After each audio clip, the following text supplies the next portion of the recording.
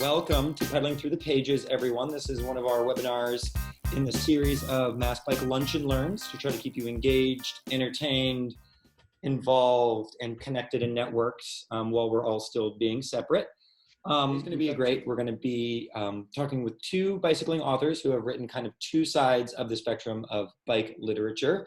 We have Christina Uss, who has written on children's literature, inspiring a fiction novel about riding across the country from the perspective of a girl named Bicycle.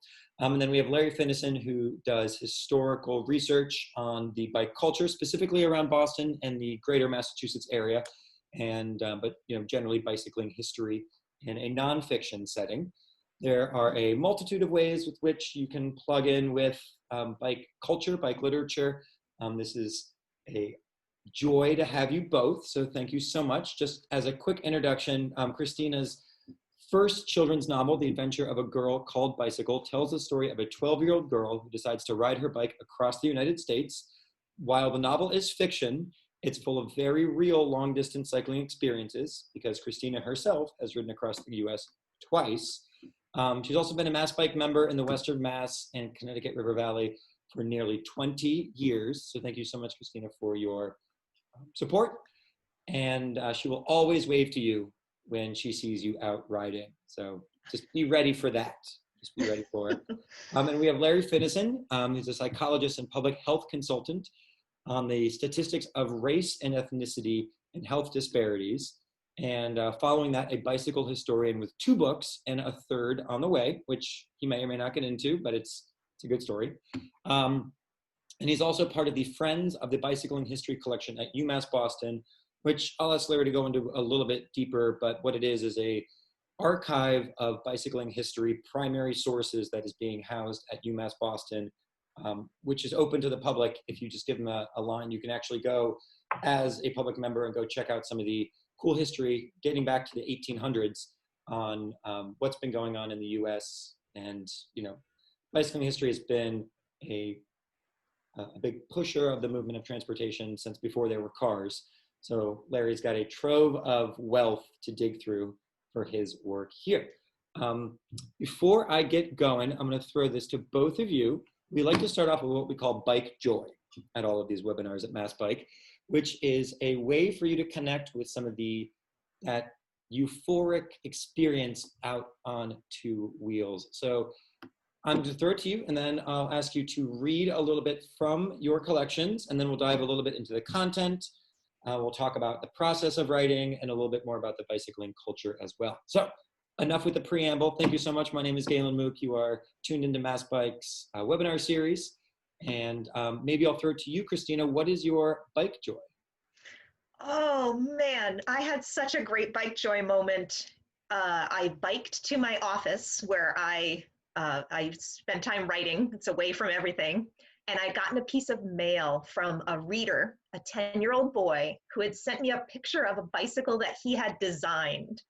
And in my book, there's an artificial intelligence bicycle that has all these great features, like a tent inside the seat post that just expands on its own.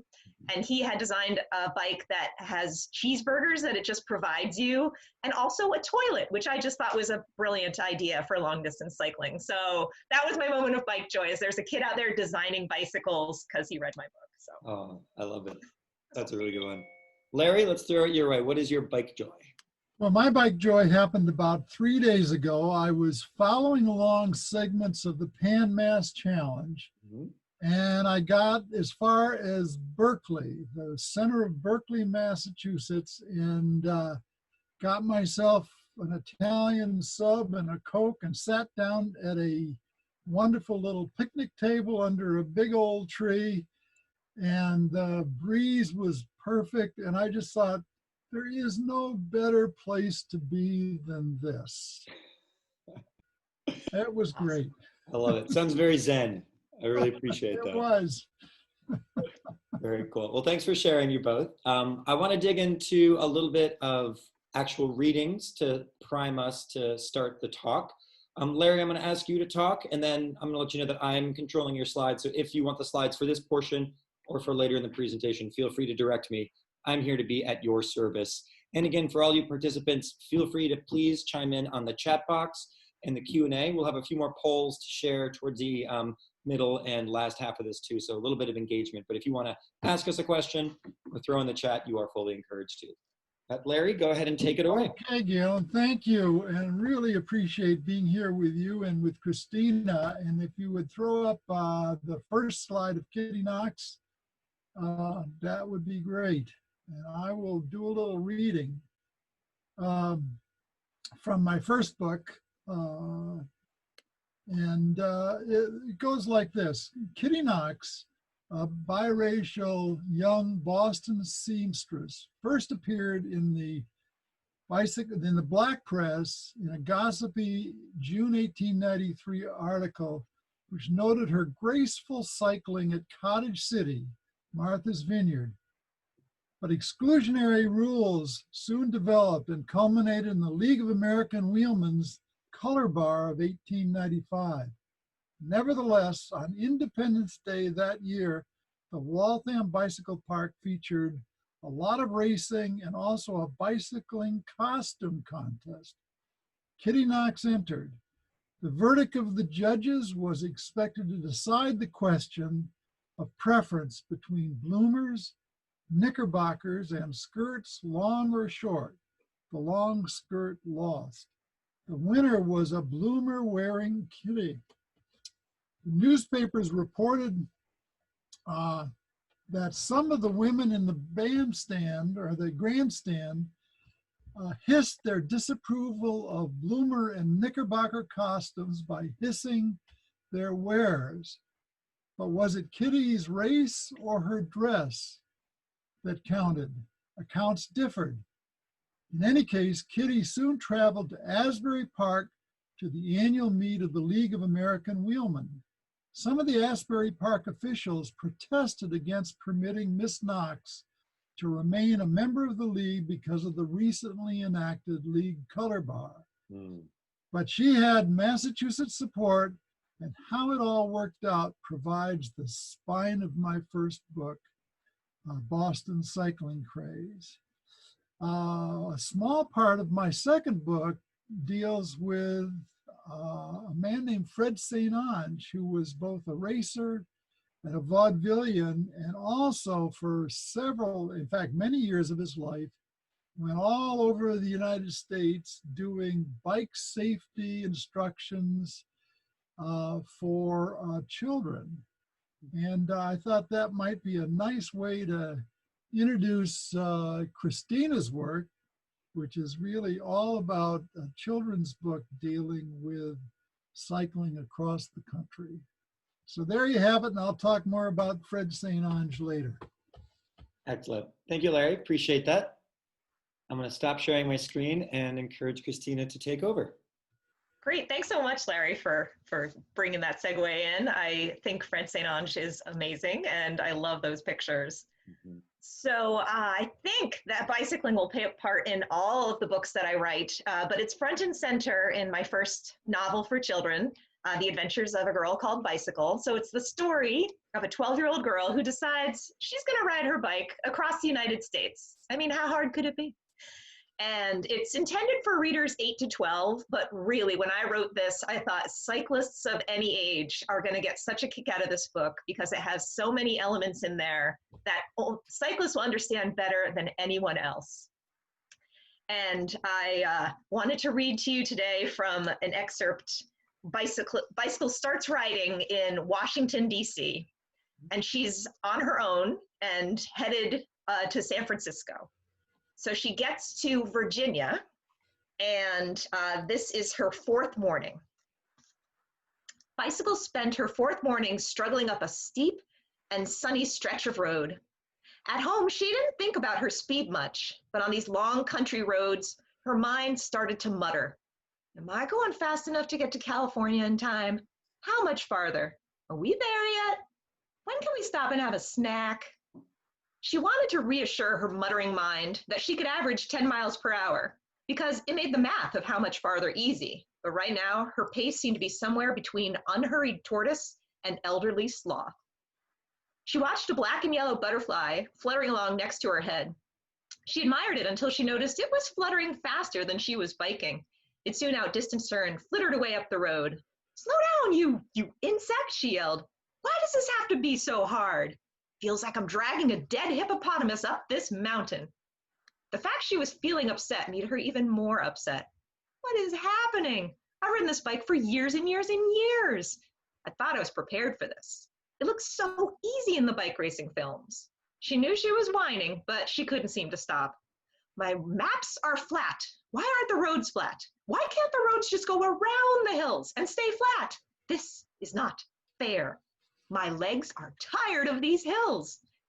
She shouted, and her outbursts made her swerve and crash into a sign framed by tree branches by the side of the road. She fell off the bike and lay in the grass for a moment, dazed. A white-haired woman wearing a sweatshirt proclaiming, I never met a cookie I didn't like, peered down at her with great concern. Are you okay? You took a nasty tumble there. She held out a paper cup of something. Here, drink this. It might help. Bicycle took the cup with mumbled thanks and sipped. After the first taste, she drained the cup dry. Cold lemonade was a welcome change from the plastic-tasting water in her water bottles. Thank you very much, she said.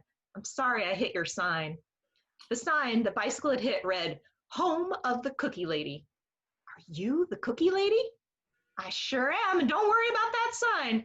You certainly aren't the first bicyclist to fall over in my front yard. So that's just a little taste of one of the adventures Bicycle has.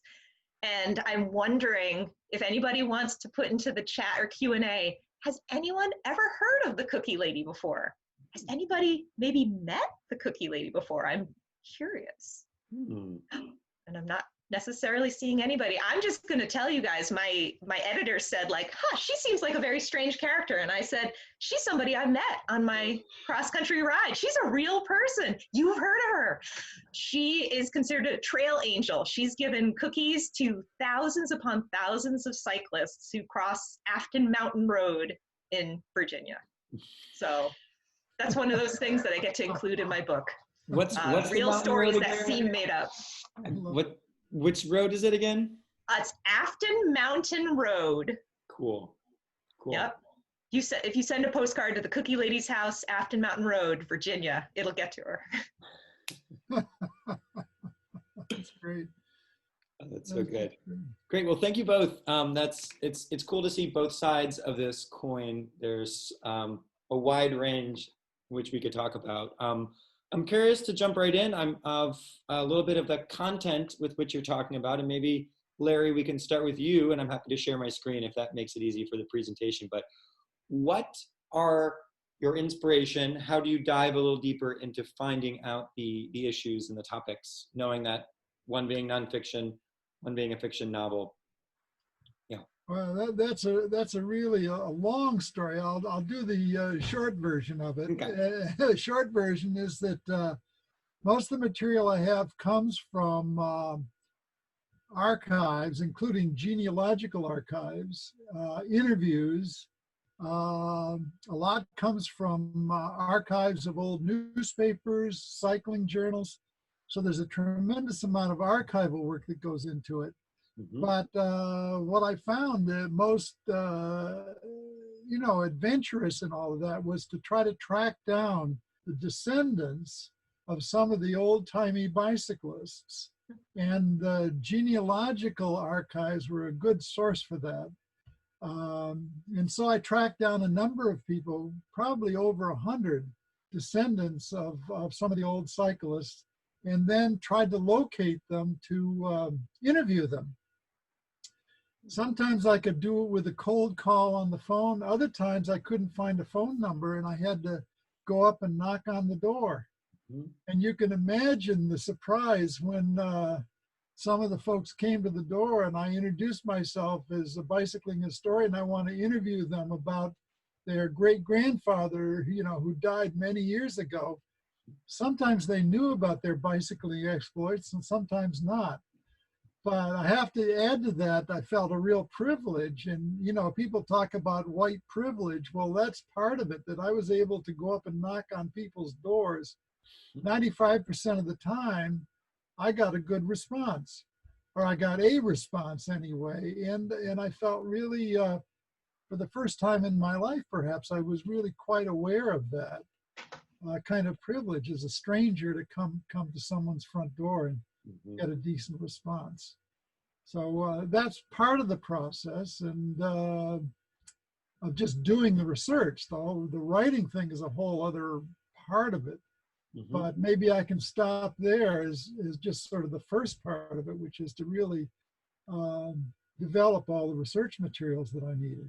Yeah, it sounds like you're building a relationship with those who've been holding primary documents or maybe have connections that might not have been written about yet. So as a historian, exactly, and some of them were quite willing and eager to donate some of those primary materials, which had been passed down through generations, to the archives. And that's one of the reasons I helped set the archives up, was to provide a place for that kind of material, scrapbooks and all manner of things that people had saved through the generations.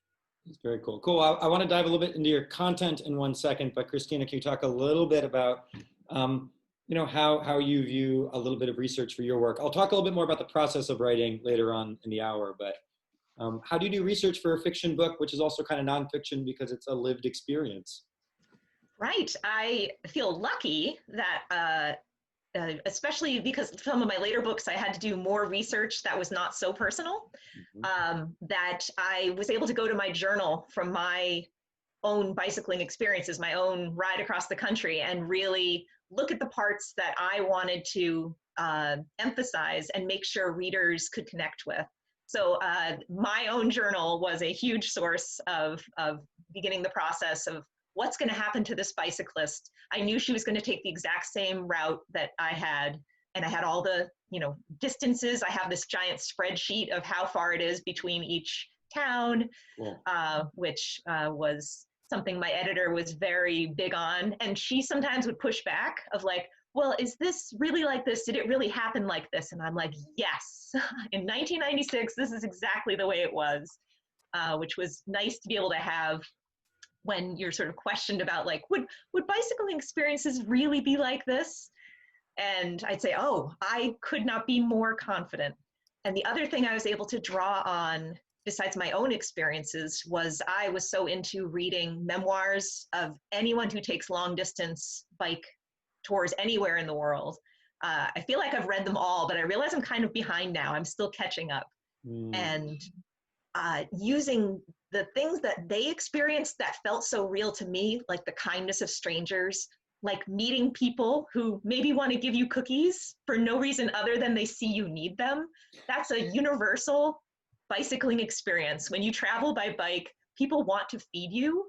And I loved, sort of drawing upon like, I'm not the only one who had this experience. All these memoirs, all these articles in like Bicycling Magazine or Adventure Cycling talking about bicycle travel experiences, really, I drew upon those as well. And I wanted to have essential kind of truisms about the wonder of bike travel to share with my readers. Cool. I love it. Thanks so much. So just to keep things moving a little bit, Larry, I know you have a presentation for us. Do you want me to pull that up and we can kind of roll through a little bit? Well, I've got I think there's a picture there of Fred St. Ange. Yeah, I'll pull this up here. I would love to put him up there just to say. Yeah. Can you see my screen okay? I can see your screen. It's the covers of that. Keep going. There we go. There we go. There's Fred. Yes. Yes. Thank you. Great. There's a whole chapter in my second book on Fred St. Ange, who's a really quite interesting character. He'd been a racer in Boston and then a professional vaudevillian going all over the country.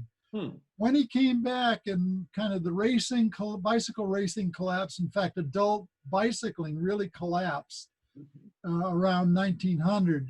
And he went all overseas to Australia and Europe and doing vaudeville acts. He came back and started working for the Cycle Trades Association, which was trying to remarket or rebrand themselves as something about children's riding.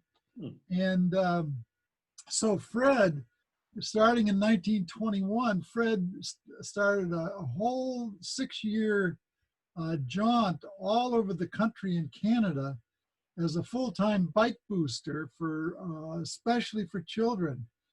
And he would roll into town and spend a week there setting up for what was called St. Ange Days. And it would involve hundreds of children and teenagers. The formula was always the same, a big bicycle parade, and with boys and girls contests for the best decorated bikes. Local high wheelers would come out, tandems, freak bicycles, the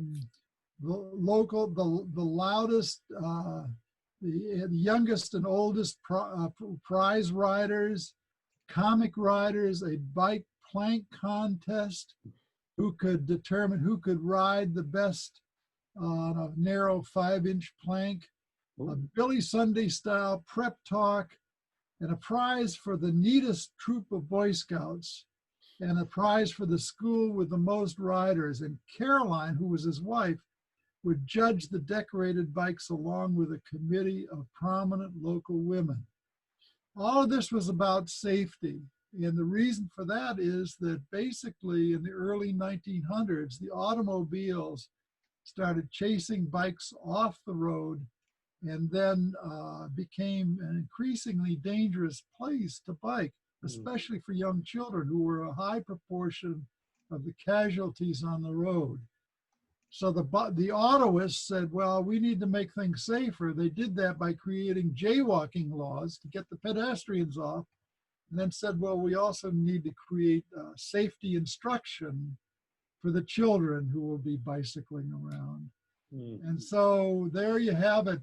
Fred St. Ange, the bicycling apostle for 6 years all over the country. That's him right in the middle there on the high wheeler. And you can see the kids with decorated bikes and whatnot that he assembled during all these times in the 1920s. Cool. So that's one piece of what I do.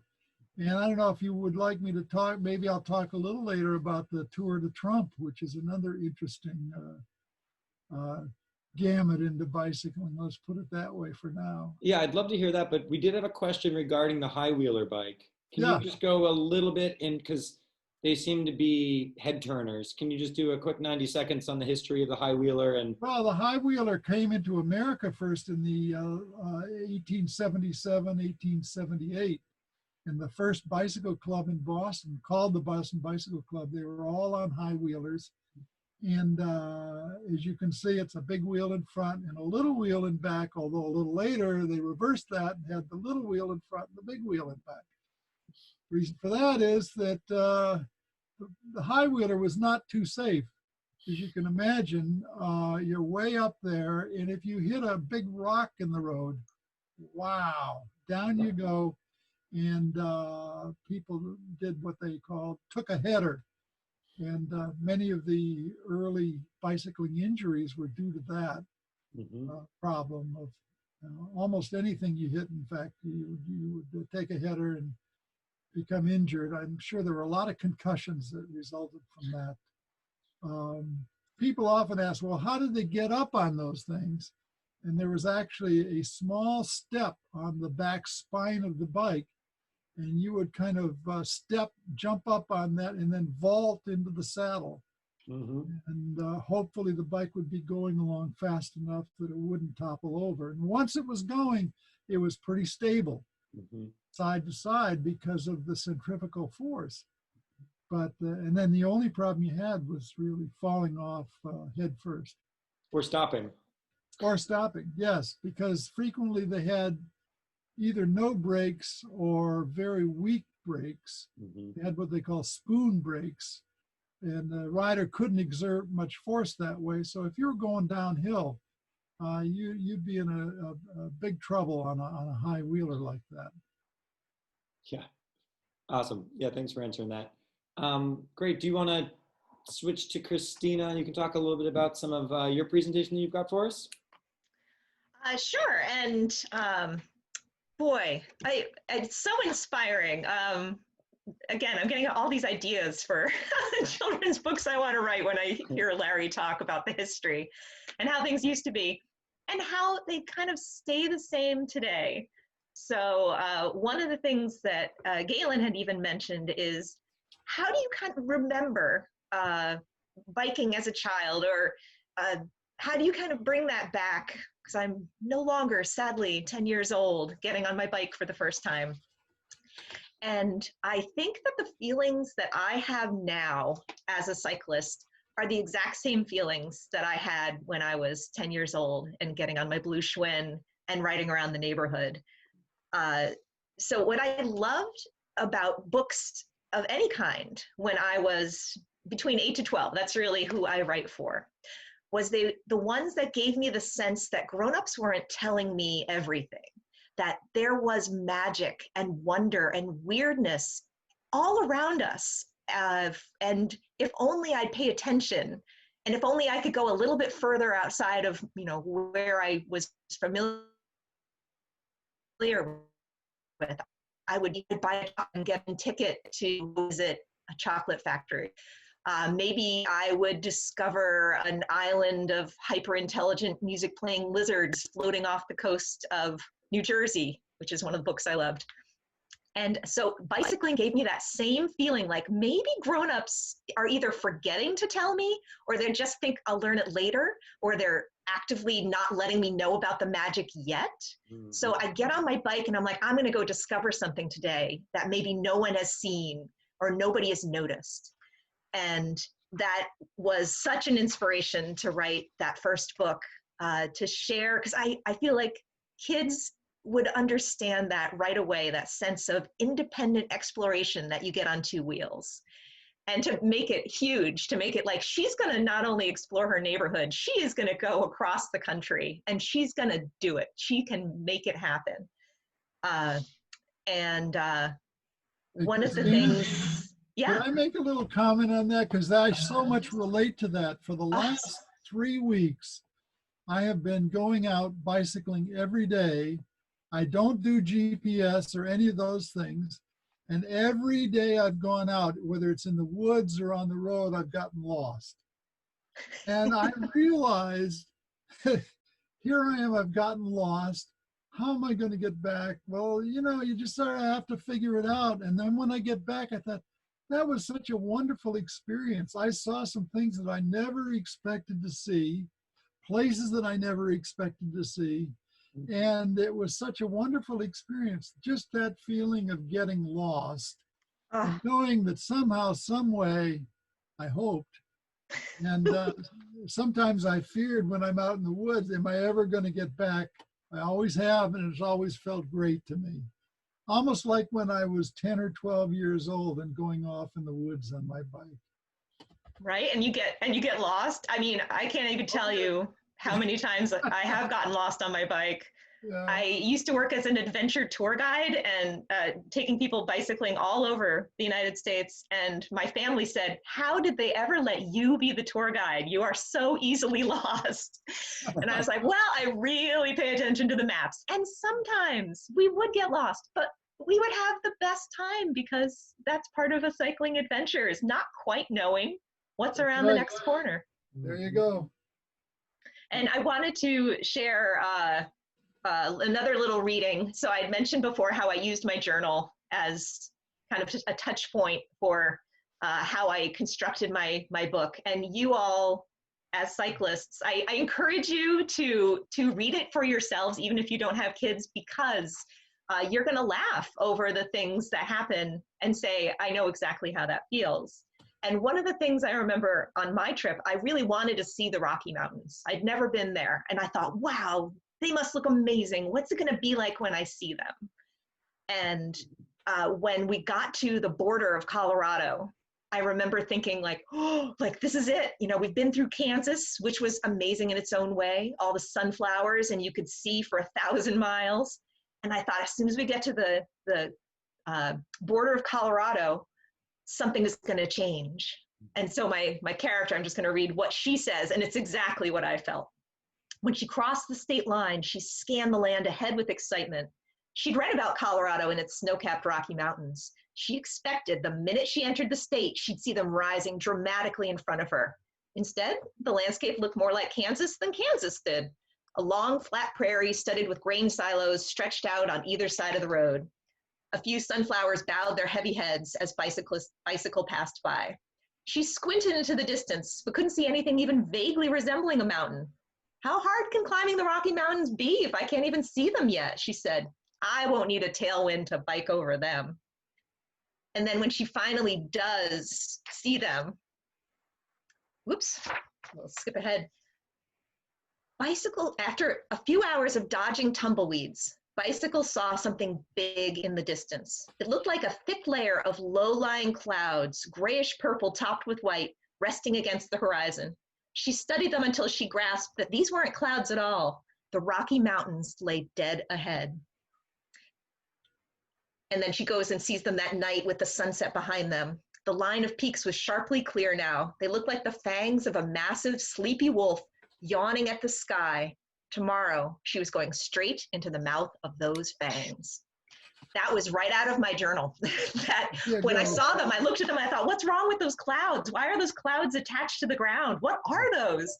And how it just makes your mind kind of go, and then realizing when you see them and you get closer and you're like, I'm going right over those. They look like fangs that I'm going to ride right into. What's that going to be like?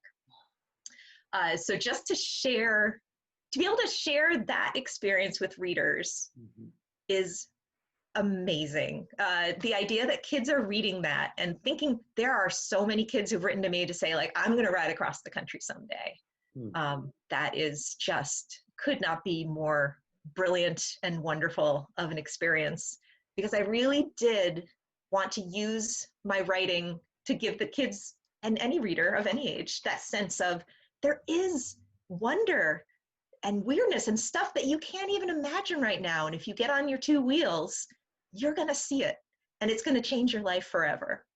And that's the wonder of the never-ending beauty of the American landscape. That's something that it changed my life when I rode across country, and it's never stopped inspiring me. Even when things really get me down, it's not just even the beauty of our American landscape, it's the beauty of the people that when you're face to face with them, when you're on two wheels and they greet you, it's a whole different experience than interacting on social media. I think it kind of also gives that sense for kids of hope that our country is filled with wonderful people too, and they're going to want to connect with you. I love it. I'm going to launch a poll now that I'm thinking of it, of anybody who has ridden across country. While we segue a little bit more, I just popped this poll up. Let's see if I can create it. All right, for those of you who are out there, we'll take about 20 seconds. See who has ridden across country or other super long distances. And I love telling kids, because parents, it's always parents, it's never kids. Parents would be like, oh, you wrote a book about a 12-year-old who rides her bike across the country? What horrible dangers befall her? And I'm like, well, it's a fictional book. Nothing horrible befalls her. She has a great time. And kids are like, of course she has a great time. Nothing horrible will happen. And then I'll tell them, there's a 12-year-old kid who rode across country. He was covered in Adventure Cycling magazine, where he had his parents and then like uncles and aunts and friends accompanied him in portions, and he did the whole thing. It's totally doable. Great. I'm on this poll here. It looks like, sorry if the poll cut out for one or two of you, my apologies there, but the high majority of folks have not ridden across country. So maybe, Christina, maybe you're inspiring some folks to go have an adventure. It will change your life. And I encourage folks, if you want to share, we've been getting some shared stories in the chat window. If you want to make sure that they're being sent to all panelists and attendees so that everyone can see, it's really cool to get some personal experiences. Thanks to John, who says that he had to strip down to his shorts and swim across a cold river in order to go from one bike route to another bike route because he was lost on. Yes! I have done the same thing with my bike on my shoulder, going through, like, what have I done? Yep. That's cool. cool. Very inspiring. Cool.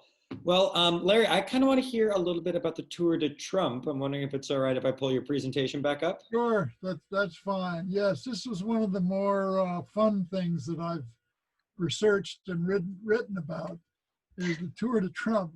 Let me give you a little of the backstory. Multi-day stage racing, like the Tour de France, came only once to Boston. And I want to tell you a little of the backstory. In 1989, Trump decided to sponsor what was called the Tour de Trump. And the press described him as having eagerly agreed to name it that.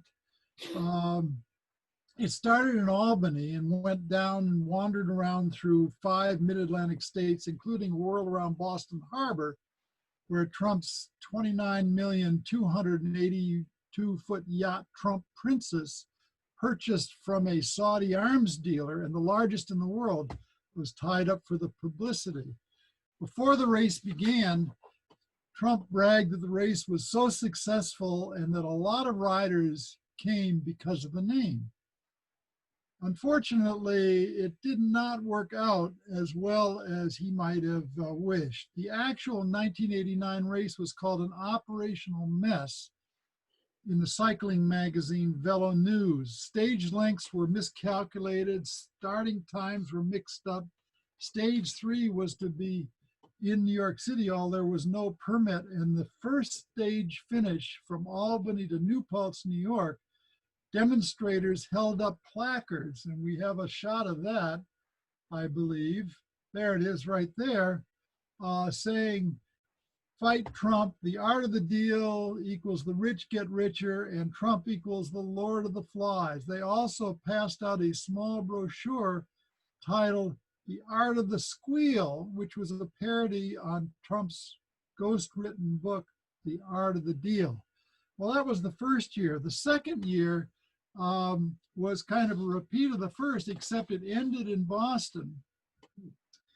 And again, with a number of operational difficulties. The race, however, was not universally popular. One reporter called it the Tour de Farce. Globe sports writer Dan Shaughnessy called it the worst named sporting event in the history of sports. And Globe writer cyclist Susan Bickelhaupt, who regularly covered the Tour de France, was even more critical.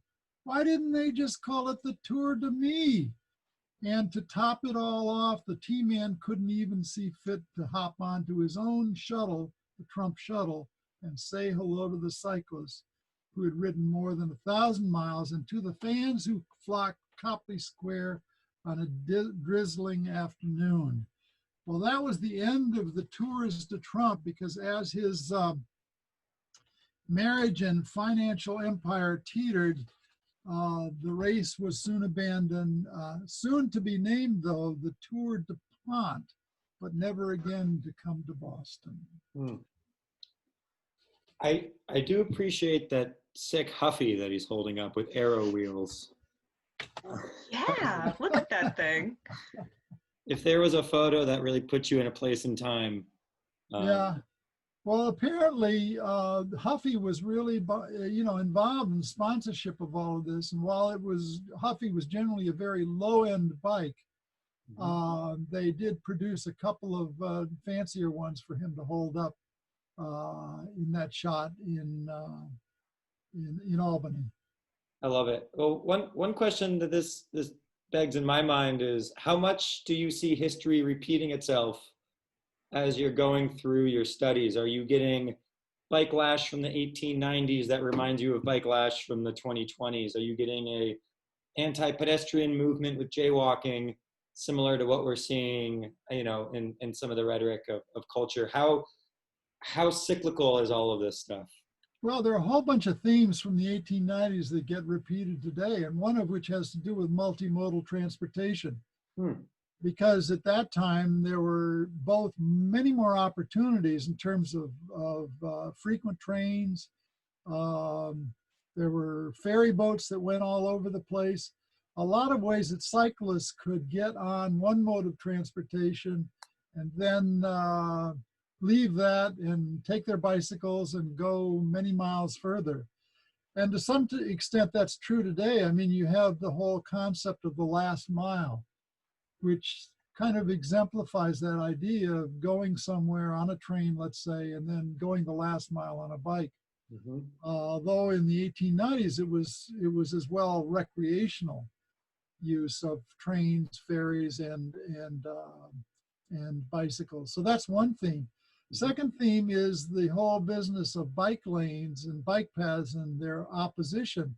That existed even in the 1890s when the cyclists attempted to put a bike path across the Boston Common, which the mayor supported. But when the local citizenry from around that area, the Back Bay area, rose up in opposition, he failed to show up at some of the public hearings that were done on the topic, and it never survived, really. And then once the bicycling craze ended in 1900, it was never brought up again until much, much, much, much later. So those are at least two kind of parallels. And then, of course, the fights about getting bikes on the trains without a special tariff or a fare, and ultimately getting bikes on the streetcars were fights that still go on today. Yeah. Yeah, well, it's cool. I appreciate that your two books kind of take sections of American history and kind of make these parallels way back in 1890 and then all the way up to the 70s, 80s, and 90s of the 20th century as well. So I can't wait to see what the 21st century book is going to come out with. So, 3 years. Proud of that. Christina, maybe I'll stop sharing my screen and throw that question kind of at you of what do you see as kind of some of the parallels in your work with some of the ways that bike advocacy, bike culture, and if any, being a Mass Bike member and a Western Mass resident for so long, do you see any direct parallels of some of the stuff that you're doing in some of Mass Bike's work or some of the stuff that we're trying to kind of get nudged in the right direction? Right. One of the things that has it's such a great part of being a children's book author is I get invited to schools and libraries all across Massachusetts and the country. And one of the things that I made a point of doing is every time I'm invited, I ask if the organizers are familiar with their local cycling advocacy group, whoever that might be, and encouraging them to join up with them so when I come visit, they can also get educational information to the kids about safe cycling. And there's always been a positive response with that. I encourage them to do a bike to school day, even if it means we all meet in a parking lot and we bike a quarter of a mile together. It's still going to make a huge impact on these kids. And I wanted to show one of my favorite pictures. Can you allow me to share screen sharing? My apologies, let me fix that. And that's okay if we can't do it. It's just a picture of one of the best school visits ever. Should we try now? Let's try now. Yes. All right, we're gonna show. Luckily, there was a teacher out in Menominee, Wisconsin, who is a huge cycling fan, and the kids already have a 5th grade cycling club, which I didn't even know could exist. Cool. And he got the whole school to do a lunchtime bike ride. And in fact, we pretty much they didn't go back to school. We were having so much fun. We ate lunch, and we were just standing around talking about bikes. Oh, magical. So I feel like that's the way I spread advocacy. Another one is a school right in East Longmeadow where I live. They joined Safe Routes to School, and they had a League of American Bicyclists member come and do a presentation on bike safety before I came. And then we had, for the first bike to school day in the history of that school, we had 70 participants.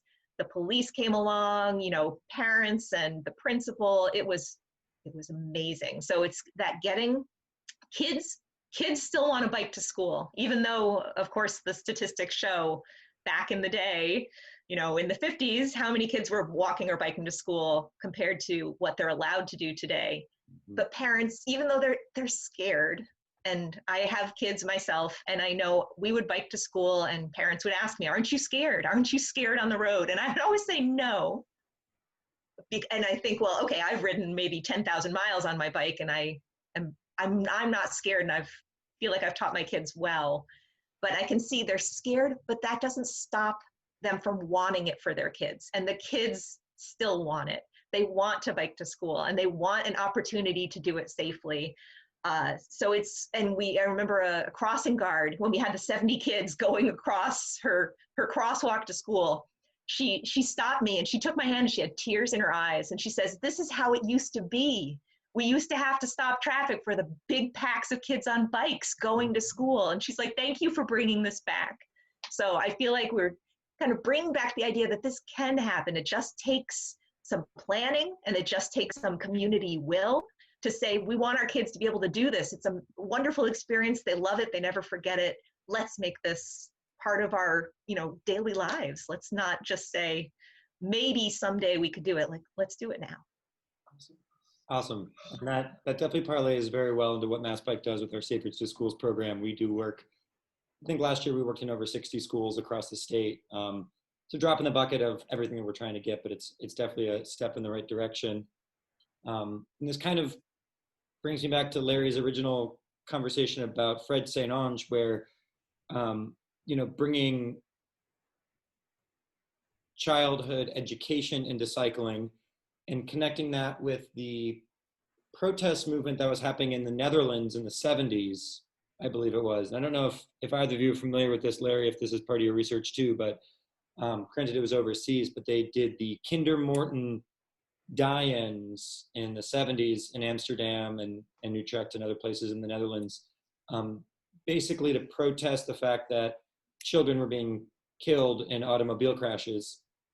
And it really did help turn the whole movement way back when, 40 years ago, really kind of snowballed effect to get the Netherlands as we are today, which is kind of this mecca with bike paths and education kind of mandatory in all the school systems. But it's cool to see that this recurring theme of working with children as that cultural shift really does hold, throughout the pages. It really does. Sometimes you start to wonder, does anybody even still care about their kids biking? But they do. There's so many books, picture books, like there are a zillion about your first bike, learning to bike. It's still there. And we just need to get over that fear of, well, we can't do it today. Yeah, we can do it today. We can and we should. Well, and there's a great book, The City of Bikes. It's about the fight in Amsterdam. It's a children's book, a picture book by, darn it, I'll have to look that up. And it's just simple about how the kids were getting killed and how it was just a few parents that came together in Amsterdam that started this movement of like, we need to make this city a safe place for kids to bike to school, period. Mm-hmm. Like, that's it, no discussion. And that's why Amsterdam is the way it is today. Great, I'll throw that book in the chat for folks to check it out. Yeah, just one thing to add to that, and that is during the 1980s, there was a big movement in the country, which was called BMX racing. And that was, the kids at the age that you showed there in that schoolyard, that was the age at which children were BMX racing, even younger. And that was basically an adult-sponsored activity. Adults were real concerned about juvenile delinquency and trying to get something alternative for their kids to do, and they all got into BMX racing. There were dozens of tracks in this region at that time. There are almost none left now, unfortunately, but that was a real big sport in the early 1980s. Cool. Yeah, that's a fascinating, that's an interesting way to spin, children's education on bikes. Of course, BMX was that because it kind of removed them from the automobile traffic. Yes. And still very much for exercise, entertainment, and socialization. Exactly. Unfortunately, like I said, there are, I think, only 2 or 3 left in Massachusetts, tracks that specifically relate to BMX. Great. Well, we only have a few more minutes left. I do want to keep it open for a few more questions that might pop up or anything in the chat, but then I want to throw it to you both for any closing statements that you might want to make. And before I do, I want to do one last poll, which is about who is part of a cycling family. And we'll take about 30 seconds for this, and then I'll ask our panelists to wrap it up and give a good pitch for their books. And I want to thank everyone for sticking with us for this hour. keep this open for just 10 or 20 more seconds. But Larry, is there anything that you want to close off with? And I'm happy to pull up your presentation again if you like. No, I would like to just say how much I've enjoyed writing and learning how to write narrative nonfiction. And since I was more of a scientific writer, it was a difficult transition to try to make the narrative interesting, but I hope I've done that. And also to put in another plug for two organizations. One is called Cycling Through History, and the other is, of course, the Friends of the Bicycling History Archives at UMass Boston. Cool.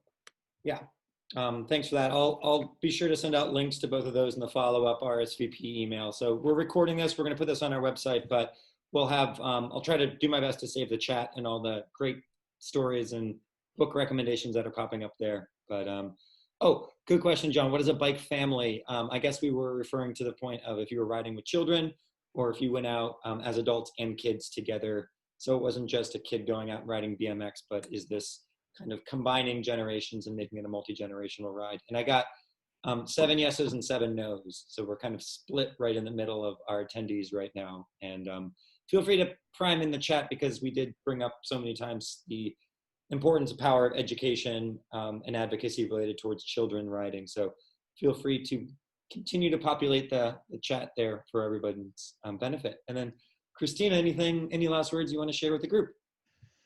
Well, I think I'm preaching to the converted here, but I encourage everybody to be reading cycling books while you can now. There's so many wonderful ones out there for readers of all ages. And I mean, I don't mean to toot my own horn, but I have to because I have so many comments from non-children who read this book, and people who maybe grandparents bought it for their kids because they said, I rode across country in the 70s. You know, there was that original ride across the country, the Trans-America ride that was in 1976. That was for the centennial, a bike centennial, I think they called it. So finding inspiration in books that makes you want to get out on the road and have those adventures and have those experiences. I know it happens to me. I'm finding it happens to my readers. So if you're finding that you have need for inspiration, you just pick up the book you can find with a bike on the cover and see what it might bring you. Ooh, here's a link to your bike group. Sorry, just looking at the chat there. Yeah, thanks, Christina. That's really powerful. And if anybody out there has some book recommendations, feel free to send it in the chat while this is still open, and then feel free to email me. We'll take a day or two to get these RSVPs follow-ups here, but we want to be as encouraging as possible, and there's so much inspiration.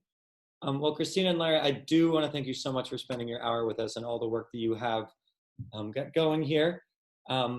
I encourage all attendees to check out Larry's 2 books. He's got a third on the way. His 2 is Boston Bicycle Craze, 1880 to 1900, a story of race, sport, and society.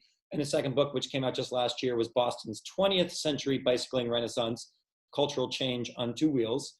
And then the other side of the coin of Christina's The Adventures of a Girl Called Bicycle, which is also great and inspiring for young children to read as well. So, and I have a second, I'm just going to say, I have a second book that came out called The Colossus of Rhodes.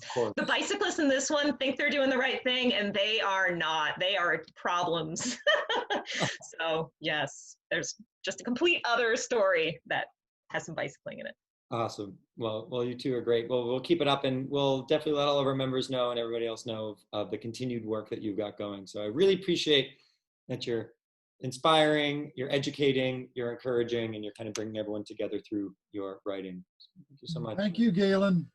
Cool. Thank you for having us. All right, and stick around for more Mass Bike webinars. We've got one next week on bike laws, and you can go to massbike.org/webinars for all past recordings and presentations and to see what's upcoming. And if you have any suggestions as to where we can take this webinar series, because these have been pretty popular in our time of physical distancing, what do you want to hear about? Feel free to get in touch with us at bikeinfo@massbike.org, or otherwise just check into massbike.org. But we've got a lot of thanks, a lot of accolades in the chat, a lot of good stories to share. So I appreciate everybody's participation. And stay dry out there. It's probably very thunderstormy where you are. So excellent. This is great. Thanks, Christina, and thanks, Larry. We really appreciate your work. Thank you. Bye, thanks. Bye. Bye, everyone. Have fun out there.